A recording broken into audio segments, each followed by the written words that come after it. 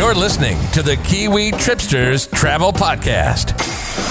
Brought to you by Abercrombie & Kent, pioneering experiential luxury travel since 1962. Buckle up and take off every fortnight to spectacular destinations as we share the inside word on all things travel. Whether you're into luxury travel or tripping on a budget, whether it's river cruising or foodie trips, we've got you covered with top tips and tricks so you can have an awesome travel experience. Tune in with Apple Podcast, Spotify, Stitcher, or iHeartRadio, and be sure to like and share this episode so everyone can get a taste of all things travel. And now, on to the show with your hosts from Christchurch, New Zealand, Mike Yardley and Chris Lynch.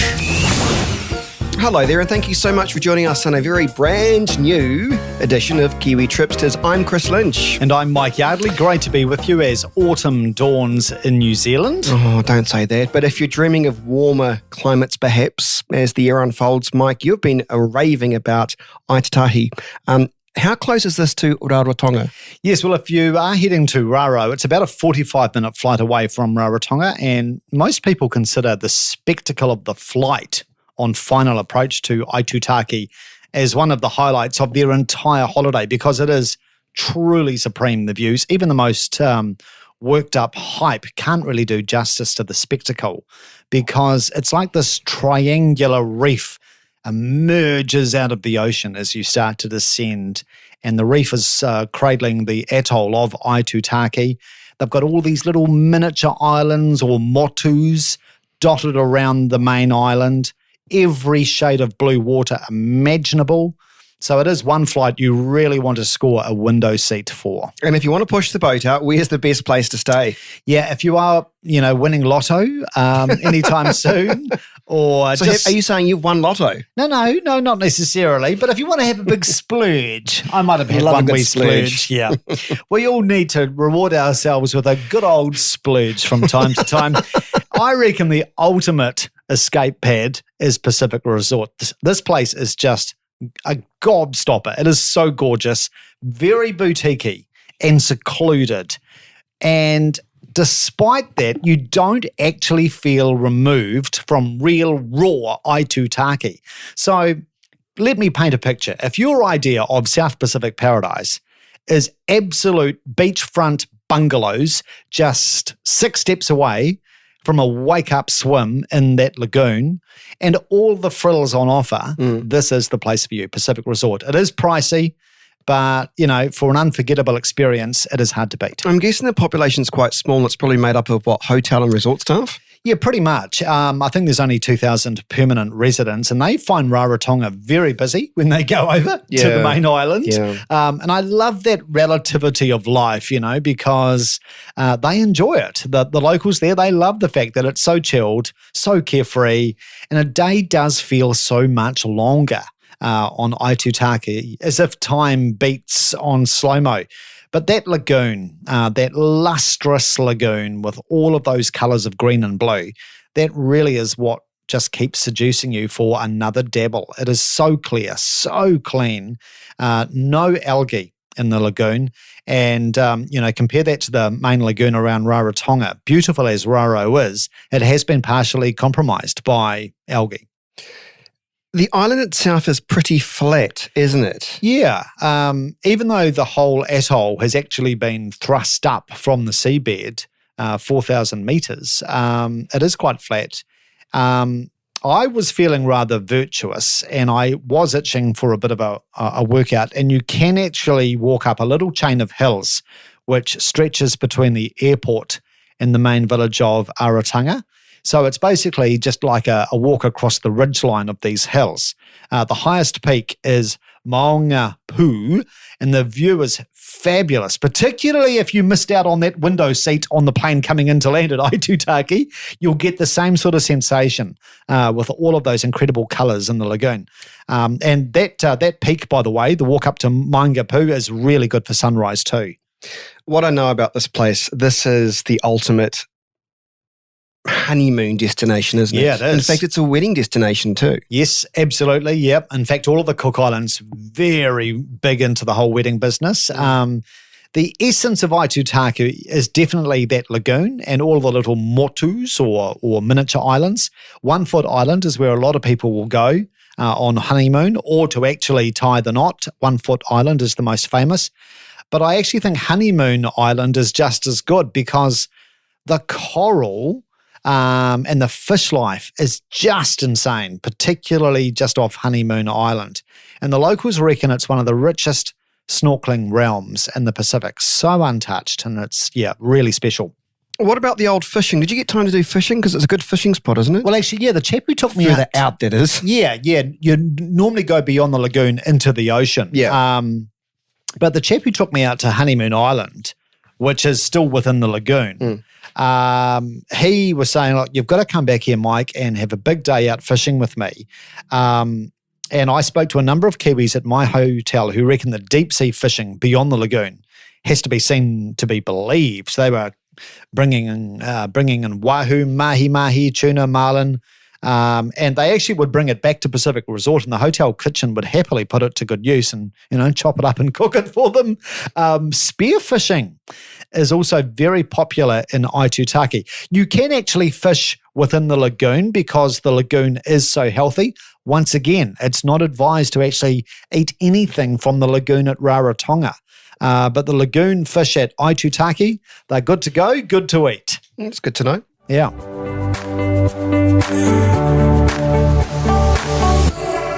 So last episode, we looked at safaris in Kruger. In fact, that was about 2 weeks ago, wasn't it? Yes. But what about wild Kalahari? Yes, in the region they call the Northern Cape of South Africa, this is where the Kalahari Desert is, and it butts up against Botswana. So they basically share this desert. It is brilliantly remote, very unpeopled. Man, I'll tell you what, the temperatures in high summer, you don't want to go there. They can hit 50 day after day in high summer. So, we're talking, because it's Southern Hemisphere, November, December, January, February. It's a formidable sort of place. The topography is amazingly diverse. And once again, you sort of get an introduction of that as you fly into the Kalahari. You've got the craggy splendour of the Koranneburg Mountains. You've got blood red desert. Then you've got lush valley forests and these sweeping savannah grasslands. It is an incredible setting. And speaking of incredible settings, I was just looking at some of the places you can stay, and it is home to South Africa's largest private game reserve. Yes, Tswalu Game Reserve. I spent a couple of nights there. Very, very lucky to have got there. And this place was actually formed from 48 farms. So it's the size of a small nation. And I actually worked out you could fit 4 Belgiums into Tswalu Private Game Reserve. It is that big. And to drive from one end of it to the other would take you about 5 hours. So it's owned by the Oppenheimers, a very wealthy mining family, and they have invested megabucks into basically paying back South Africa, conserving and boosting Africa's endangered species at Tswalu. There is no hunting allowed on their reserve, no big game hunting. So it is all about conservation. Good. I don't think I could start a place that was, pro gaming or pro hunting. It's just not in my nature. But anyway, the safari drives, they're more focused by the looks of things on encountering single species, right? Yeah. So like when we were talking about Kruger, we were talking about, the big 5, how people go there for the big 5. When you go to Tswalu, you generally will find that, yes, when you go out on a safari drive, your ranger will have a chat to you and you'll focus on one particular creature, and you just get a greater appreciation and an insight into their life and the way they behave.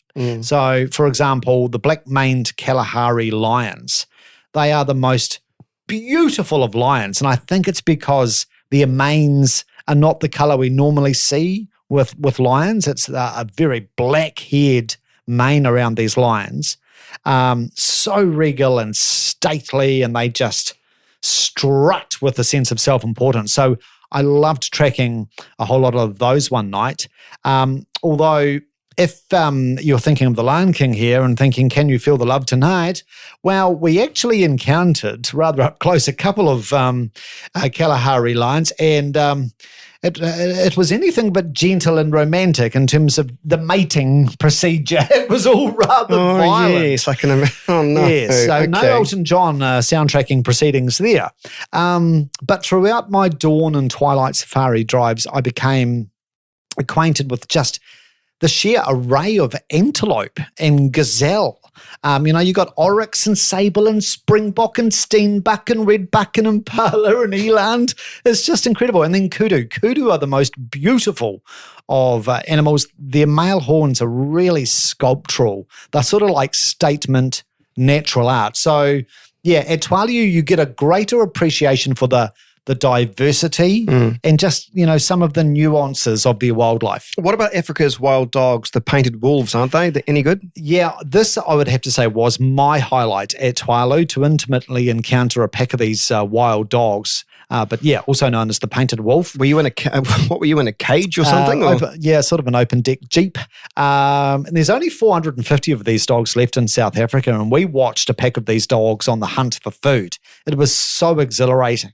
And first of all, we met them as twilight approached, and they were just sort of coming to their senses after a bit of an afternoon siesta. They do this big pre-hunt ritual where they will kiss each other. Really? And then they will have like a mass singing recital. Wow. And it's all about psyching each other up for the hunt. And then they fanned out across the terrain as the sun started to dip. And they were scanning the horizon of Tswalu Game Reserve like an army battalion, like a well-drilled, patient battalion looking for some prey. And then they're an interesting looking creature, aren't they? They are. They do look wolf-like, really big ears, and obviously their hearing is phenomenal. Magnificent noses. So you'll notice when they are hunting in a pack, they'll fan out and then they'll all sort of tilt their noses in a certain direction, and it will be based on which way the wind is blowing. And it's so that they can get a smell of what animals could be in the area, and they'll be determining that based on manure that's been dropped by animals, or if, like say some antelopes are sort of starting to walk close to where they are, they'll get a whiff of them before they see them. But it is quite a transfixing spectacle to watch them hunt, and they certainly take no prisoners once they've got their prey. Yes, I'm not sure it's worth watching how they do it, but I'd rather just have a nice, lovely meal. It's pretty lurid. Yeah. It is. Yeah. Right, I want to talk about some of the conservation efforts, particularly about the rhino. Yes, the rhino. Tswalu is home to the world's largest population of black rhino, which I didn't know this before I went to Tswalu. The black rhino is even more endangered than the white rhino.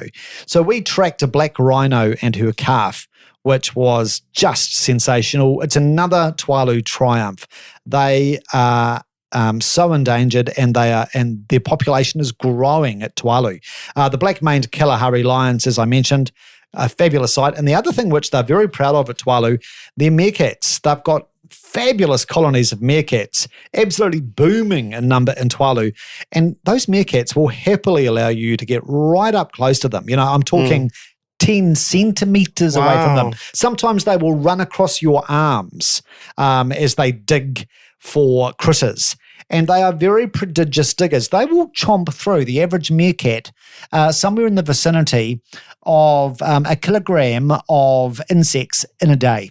A kilogram? Yeah. That's a lot of critters. That's a lot of bugs. When's the best time to go? Well, now is good. They have a rainy season and ferocious heat, which I mentioned. But basically, from mid-March through to October is good. Try and avoid June, July when it does get cold. Okay. Now, coming up, we are going to take a walk in the footsteps of Van Gogh. And I think we're also going to head to the United States. Whereabouts, Chris? San Diego. That's where we're going. Absolutely. We also have an amazing trip for two to South Australia to give away. We will give you all the details shortly. That's Stay a good us. idea. We're giving a trip away. We are very soon. But Can I go? No, but we'll give a wee teaser soon. Stay tuned. Kiwi Tripsters will be right back after this break.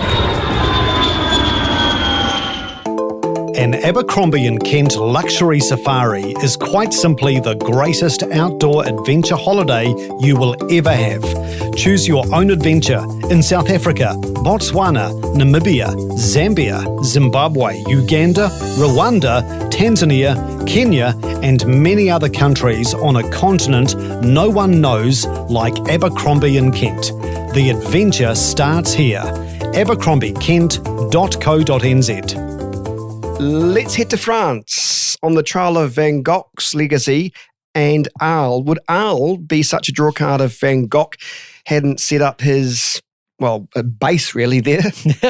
Absolutely. It certainly would not be crawling with so many post-impressionist junkies, Chris, because it is a stunning town, but Van Gogh absolutely is the cherry on top. I would actually go there, first of all, because they've got incredible Roman architecture. Their amphitheatre, 24,000-seater Roman amphitheatre, 2,000 years old.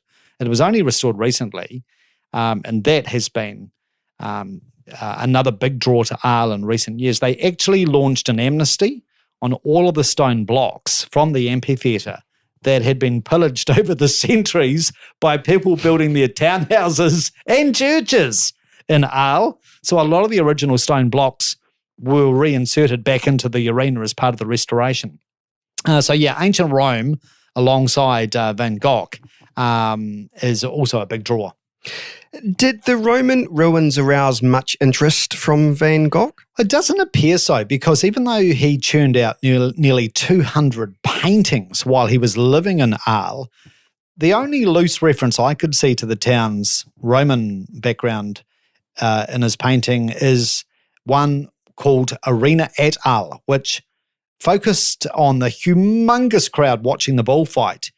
Incidentally, the bullfights are still staged in Arles. So unlike the Spanish, the French, who still do the bullfights, don't actually fight the bulls to death. So they're a little bit more generous. A little bit more progressive, perhaps? Slightly more progressive, yes. Is the studio still standing? Well, I reckon this is one of the great tragedies of war. No, it's not. Sadly, the building where he lived and worked was destroyed actually by the Allies in World War II when they were bombing the bridges of the Rhone River to stop the advance of the Germans. And that was sited, his studio was sited just by the old city gates. And this is the studio where he would invite artist friends to stay and work with him in Arles. So all sorts of luminaries went there, like Paul Gauguin, who he famously fought with shortly before he lobbed off his ear and gave it to a prostitute. As you do. Can I just say, some of the cities that we've been looking at throughout our series, they are all so different in terms of architect, and this place looks absolutely stunning. Yeah, absolutely. Yeah, particularly if you love your Roman architecture. I mean, that amphitheatre is just still such a masterpiece, isn't it? Yeah. And the wee homes that surround it are just beautiful. Yeah. I want to get to food. Yeah. What about the cafe? There's a famous cafe there, isn't there? Yeah, Cafe Van Gogh. And this is a must. They do have great food there, but this cafe is like a painting coming to life. Because this is the cafe that he immortalized in his painting Cafe Terrace at Night, which is one of his most famous paintings, the first painting that featured Van Gogh's iconic star-filled sky. A lot of people will associate, lots of stars with a Van Gogh painting. So you can go to that cafe, which is in the heart of the old town, in the Forum, and a cafe au lait at Cafe Van Gogh will leave you feeling mugged. It is an absolutely shameless tourist trap. And even the hospital. Yes. The grounds around it look phenomenal, by the way. Yeah, and once again, Van Gogh's footprint is all over this. This was actually my highlight, to go to the old Arles Hospital. It's beautiful. Yeah, well, this is where he was admitted after taking that razor to his ear, which he gave to the prostitute.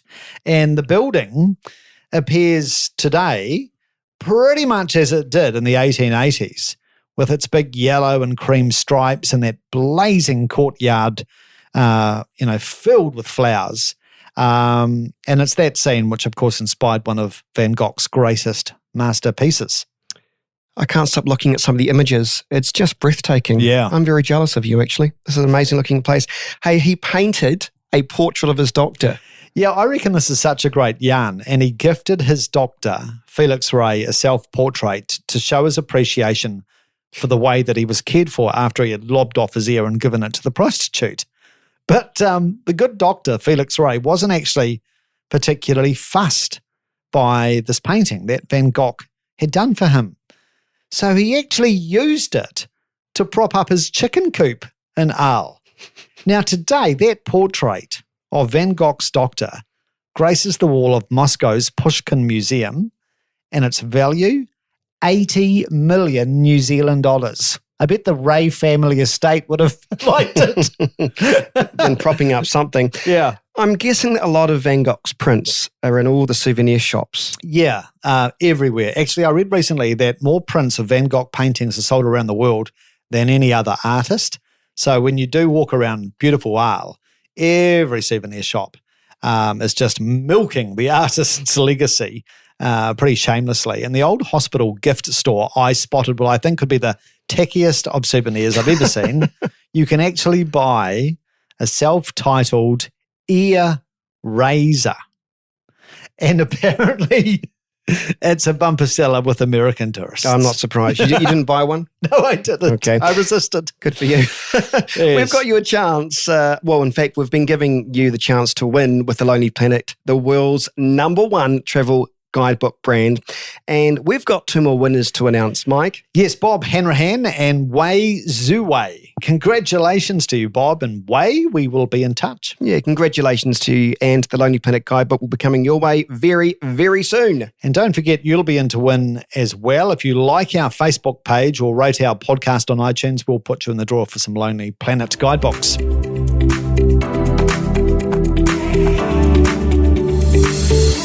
Let's head to the streets of San Diego in Southern California. The waterfront's getting a huge makeover, Mike. Yes, it's been a few years since I was last in San Diego, and I went there midway through last year, 2019. The transformation of the waterfront district has been heroic. It's like the new and shiny part of town, and lots of statement architecture, all very pedestrian-centric. The promenades are abuzz with hoverboards and e-scooters, of course. And of course, the starring attraction remains down at the waterfront, the USS Midway. Next door to the Midway is the Maritime Museum. And from a Kiwi perspective, what I found fascinating, there's a very potent piece of New Zealand immigration history at San Diego's Maritime Museum, the Star of India. Now, tens of thousands of our ancestors journeyed to New Zealand on the ship from the UK. And it's the oldest active iron sailing ship in the world. So if you've been doing, your family genealogy and worked out that great auntie Floss came to Auckland or Christchurch on the Star of India, that's where you'll find it. It's still in mint condition. What's tops at Balboa? The gilded lungs of the city, Chris. It's groaning with 17 museums. And, you could spend weeks at Balboa. My picks would be the Timken Museum, if you want to go and check out some old masters of art like Rubens and Rembrandt. I also adored the Alcazar Garden. And obviously, there's a big Spanish influence in Southern California. The Alcazar Garden, you will feel as if you've been transported into Seville. It is just incredible. The San Diego Model Railroad Museum is very cool. Lots of scaled down replicas of California's railway lines, towns, big Californian landscapes in this museum. It's unbelievable, the attention to detail. And opening this year, midway through this year, a brand new mecca for pop culture with the Comic Con Museum. Now, Comic Con, of course, is major. Yeah. And it was founded in San Diego nearly 50 years ago now. So it's very apt that, all the characters of comics and film and TV will soon get their own shrine at Balboa Park. Eats and drinks. Where's the best place to go, Mike? I absolutely loved Cafe Coyote. It's in the Old Town, which was the first Spanish settlement in California, in Old Town, San Diego. And even though Old Town is a bit of a tourist trap, it is worth battling the crowds to get to Cafe Coyote. You've got old mamas there selling handmade tortillas outside the shop for $1. So just give them $1 and they'll give you a tortilla. And inside is just one of 2 restaurants in the USA that has certified tequila ambassadors. Now, the tequila equivalent, these tequila ambassadors are the equivalent of like a sommelier, when it comes to tequila. San Deigo sells more tequila than anywhere else in the world, and Cafe Coyote's tequila menu will offer up 100 different varieties. And you can also order up there a Fajita Fiesta and wash it down with a frosty grande margarita. Sounds very nice. Now, beyond the city centre, tell us about the northern jewel, La Jolla. Yeah, San Deigo is awash in knockout beaches, beautiful beaches, but I think the northern seaside satellite town of La Jolla is pretty hard to beat. It's a village which is sort of perched up on a bluff, lapped by the Pacific, and it feels absolutely Mediterranean. It's got really scenic views, lots of wildlife down on the coastline as well, sea lions and pelicans on the rocks and in the rock pools. And it's on what they call the Pacific Flyway, which is this big migration route along the west coast of the US. So you'll have lots of migrating birds laying over in La Jolla. So it's a real jewel. And there's a very tasty bite to be had in La Jolla at a place called, and I love the name of this, the Promiscuous Fork. They do lamb lollipops at the Promiscuous Fork. And these lollipops are Cajun-dusted lamb cutlets, grilled and topped with balsamic reduction. They are to die for. It sounds nice. Yes. Hey, did you manage to hit the trails through the likes of Torrey Pines? That's a beautiful looking area, Mike. It is stunning. I loved it. Edging north from La Jolla, you've got Torrey Pines Reserve. It overlooks the coast, and it's studded with these really unusual looking crooked pine trees. They kind of look a bit like large bonsai, and this is the only place on the American mainland where they naturally grow, hence the name, Torrey Pines Reserve. The hiking trails along the cliffs are just superb.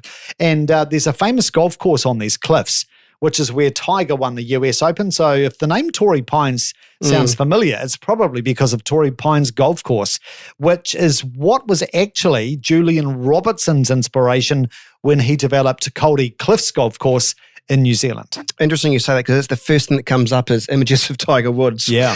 Well, thank you so much for joining us on Kiwi Tripsters. Be sure to like our Facebook page and subscribe there. Also, the show notes at kiwitripsters.co.nz. Michael, we've got a very special announcement. We do. We need a drum roll virtually, because coming soon... That was a really bad drum roll. Yeah, that sounded slightly odd. But anyway. We have the most amazing prize to give away very soon. What we do. We do. Do you know the details? Yes, I do for once. I know something. So we're giving away your chance to win a trip for 2 on the Great Ocean Road and Beyond tour. This is a guided small group tour which includes pre- and post-hotel accommodation in Melbourne and Adelaide. And wait, there is more. There is. We'll also make sure you're covered with flights, return flights with Air New Zealand to Melbourne, from Auckland, Wellington and Christchurch, and back home from Adelaide. By the way, if you are listening to us from outside of New Zealand and you would like to enter this competition, you can, but you will only have your flight costs covered from New Zealand. So stay listening, because in the next episode or 2, we will tell you how to enter the contest and how you can be the winner. Exciting stuff. We'll catch you then, and travel well. And that's a wrap for this episode of Kiwi Tripsters. Liked what you listened to? Then join us for our next episode of Kiwi Tripsters, where we bring you more travel inspiration, giveaways, and insider knowledge with expert guests on the show. Connect with us on Facebook and Instagram, and visit us on kiwitripsters.co.nz. But most importantly, subscribe and comment on Apple Podcasts, and tell us what you think of our show. Till next time, safe travels.